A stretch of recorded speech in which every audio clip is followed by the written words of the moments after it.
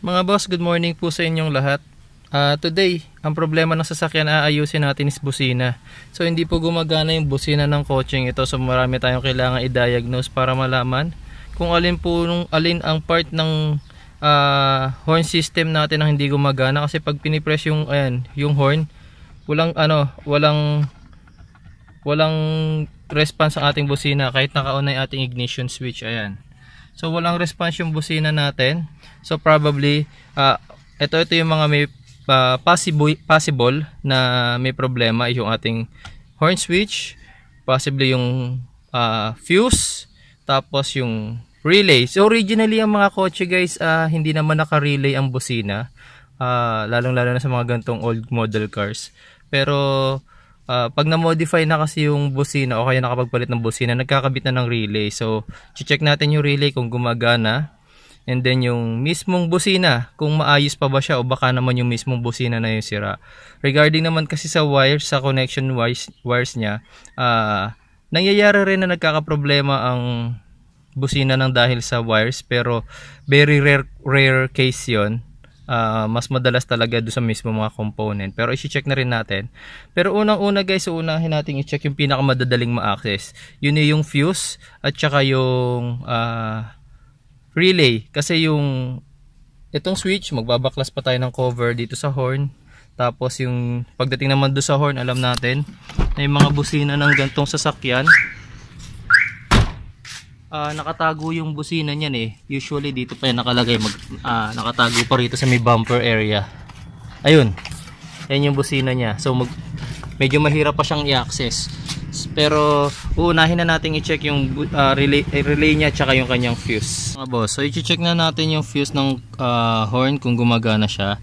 So dito sa kotse natin, nandito po yung fuse box malapit sa may driver side, malapit sa clutch pedal. Ayan, nandito yung mga fuse. Tapos kung yung cover ninyo meron pang tags, mas madali siyang hanapin. Ayan, horn. Ayan, horn. So from the second row, kasi ganito yung pagkaka-install ng cover, first, second, third row. From the second row, row yung nasa gitna, 1, 2, 3, pangatlo siya. So dito sa fuse box natin, second row, 1, 2, 3. So itong red tawag dito, fuse na to yung para sa horn natin. So gagamit tayo ng test light para malaman kung gumagana pa yung fuse natin or baka pumutok lang kasi siya. Yan, so kakabit ko lang sa body ground itong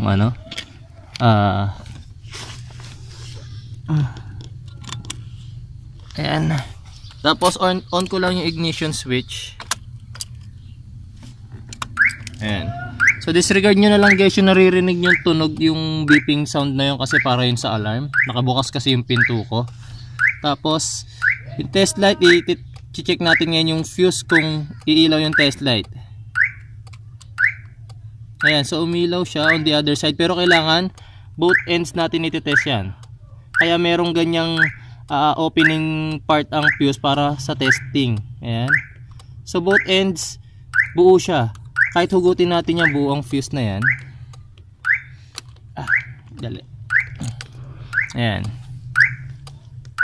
Ayan. So kung sakali man wala kayong test light, pwede nyo gawin dyan, bunutin nyo na lang yung fuse para silipin nyo kung naputol ba yung connection sa loob. Makikita nyo naman kung pumutok or natanggal.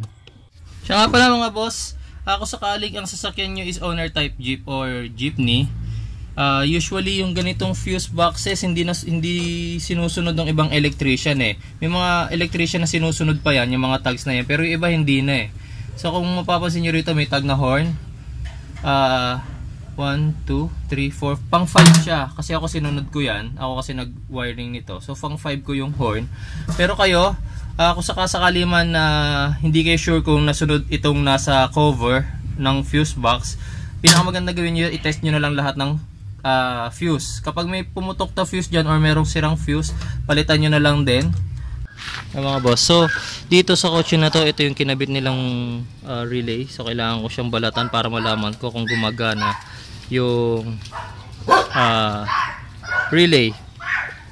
Baka kasi sa relay lang yung problem, kaya ayaw gumana ng busina. Tapos, in this option kasi guys, wala akong ibang relay mapang test. Kaya ang gagawin ko, itetest ko muna itong circuit nung relay. So originally ang 30 is a positive line. So, titingnan muna natin kung may supply yan. Itong 30, itong side na to, yan yung 30 terminal. Dapat iilaw yung tester.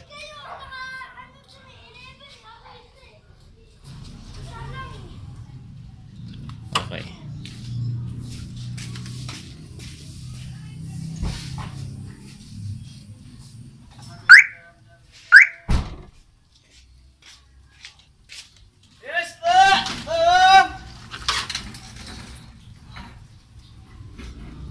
Ayan. So ang relay nila, ang horn nila, nakakabit pa sa ignition switch, kaya wala rin power yung relay kapag naka-off pa yung ignition switch. And then yung number 86 naman, check din natin. Ayan, meron din supply yung 86. So yung 30 and 86 niya is gumagana. Yung number 85 terminal kasi is doon naman sa switch ng horn. So kakailanganin kong pindutin ngayon yung busina. Tapos ililipat kong itong terminal ng tester ko sa positive naman, kasi negative trigger ang horn ng mga sasakyan eh. So kailangan pag pinindot ko yung busina is gagana siya.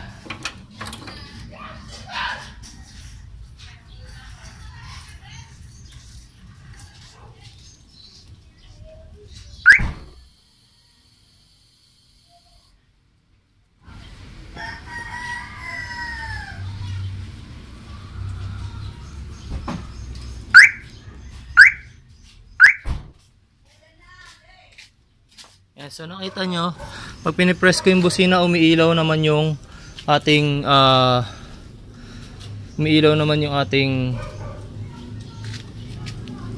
test light. So ibig sabihin gumagana rin ng maayos yung ating horn switch. Yan. So tapos na nating i-diagnose ang ating fuse. Tapos na nating i-diagnose yung relay socket, yung connection ng relay natin. Tapos na with the testing, na-discover natin na ayos din yung ating horn switch, kasi every time na pipindutin yung horn switch, nagkakaroon ng supply, ng ground supply, itong number 85 terminal ng relay. So, tatlo na agad yung na-test natin. Tapos ngayon, yung relay naman, ang sunod natin iti-test. So, tuturo ko sa inyo kung paano ito i-test, kasi hindi ko rin may advise sa inyo na bumili agad kayo ng relay, kasi magkano rin ang relay. So, kaya nga kayo nagdi-DIY, diba? Para makatipid kayo, makapag-save kayo. So kung bibili agad kayo ng relay para matest kung sira ito, sayang din, tapos madidiscover nyo pala na buo yung relay. So kailanganin lang natin ng set of wires. So yung isang wire, kukonekta natin sa ating 30 terminal, number 30 terminal ng relay. Yung isa naman sa number 80, yung number 30 na yan, i-connecta natin sa positive terminal ng battery. Ayan. Tapos yung number, itong isang wire naman, color block, i-connecta natin sa number 85 terminal ng relay. Sa body ground naman, or sa negative terminal ng battery natin, ididikit yan.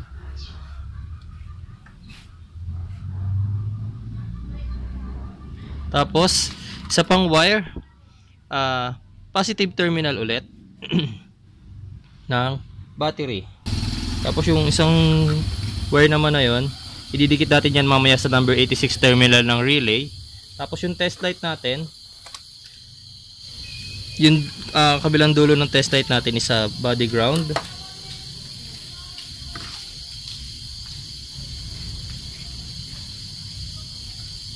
Ayan. Tapos yung isang dulo naman, itong tip sa number 87 terminal ng relay. So every time na ididikit ko tong positive line na to galing sa battery dito sa papunta rito sa number 86 terminal, dapat iilaw yung test light ko. Ayan. Makikita nyo umiilaw yung test light kahit yung 87 terminal na nasa gitna.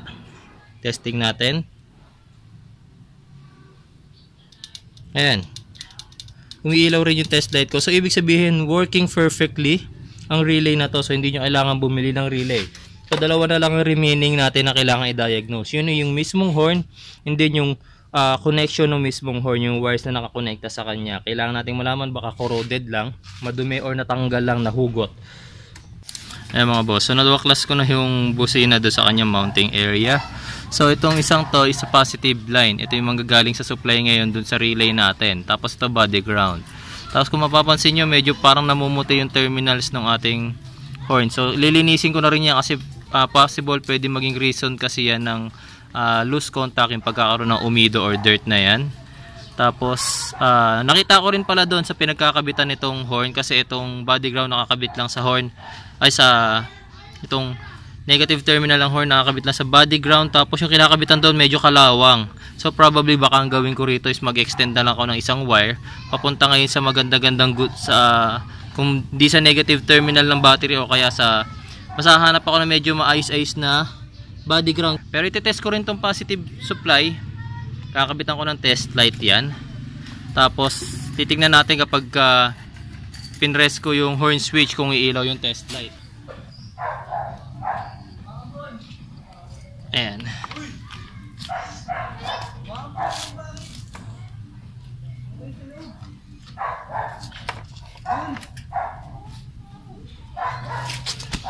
Ayan. So pipindutin ko lang yung busina mga boss. Tignan natin kung iilaw itong test light. So nakita nyo sa side na to umiilaw yung ating test light. Tatry naman natin doon sa kabilang side. Ngayon dito naman natin susubukan sa passenger side. Ito yung positive supply ng horn. Tapos kabit ko lang ulit yung tester sa negative terminal ng battery. Tapos pipindutin ko ulit yung horn. Tignan natin kung iilaw yung test light.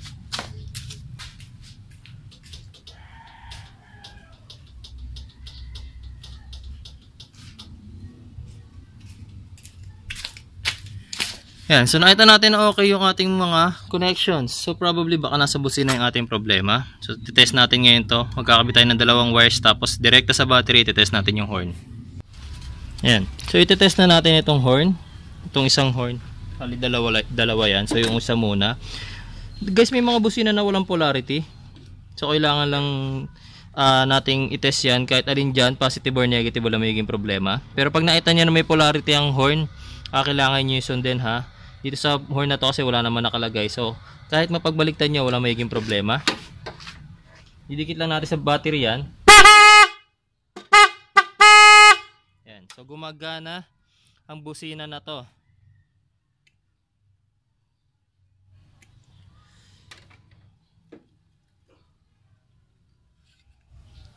Ayan.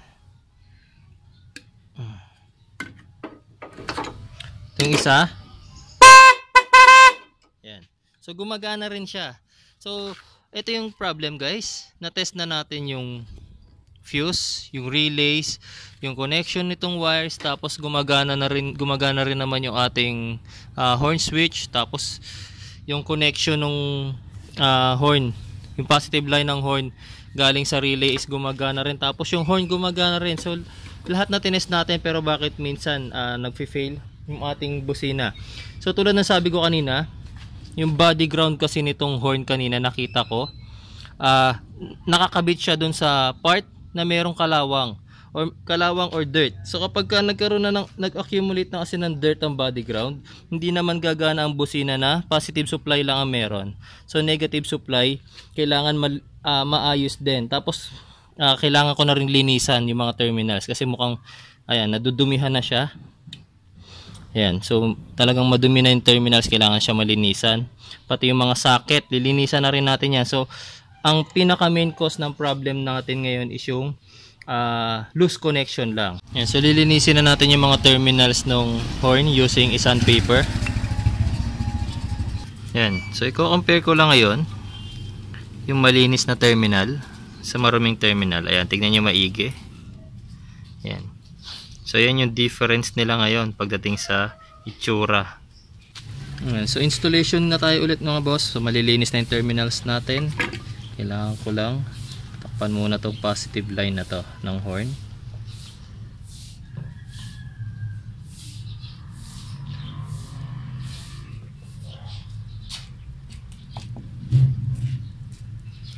Ayan. nga pala, kailangan masikip yung female socket. So kapag ka-install natin, ipiti pa natin yan ng long nose. Ayan.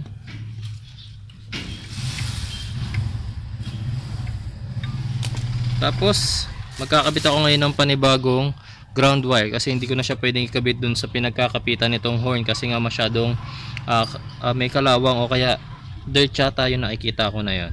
So hindi pwedeng dirty yung ground wire.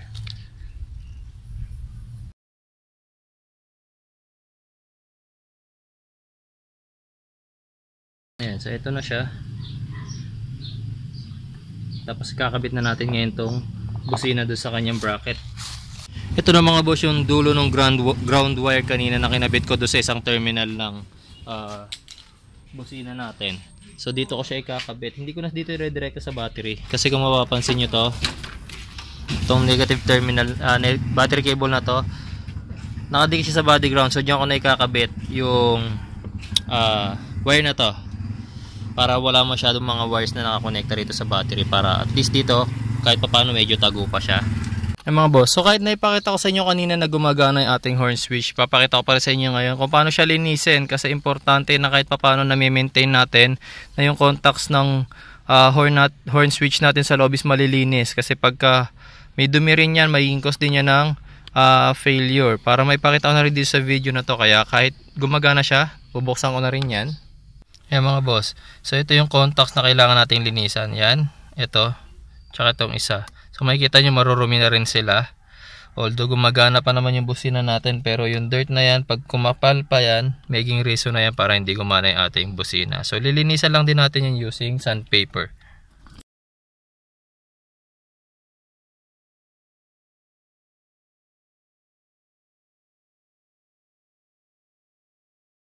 Tapos pati itong nasa mismong horn cover, itong mga contacts na to, lilinisan din natin yan. Yan, tsaka ito. Yan. So testing time na tayo ngayon. So kailangan lang natin gawin, on lang natin yung ignition switch. Hindi na natin kailangan paandarin pa yung makina kasi horn lang naman yung test natin. Tapos ngayon, pipress na natin yung horn switch. Yan. So ayos na yung ating busina ngayon. So sa pag-ayos natin na busina na to guys, wala tayong ginastos kundi isang pirasong liha lang worth 15 pesos, kasi ang naging problema lang natin is contacts. Pero nakita nyo kung ano-ano yung mga dindiagnose ko para malaman ko kung ano yung may problema. So ganun lang siya kasimple guys, and I hope meron kayo natutunan sa araw na to, and please continue supporting my channel, and kita-kita po tayo for my next video guys. Maraming salamat po sa inyo.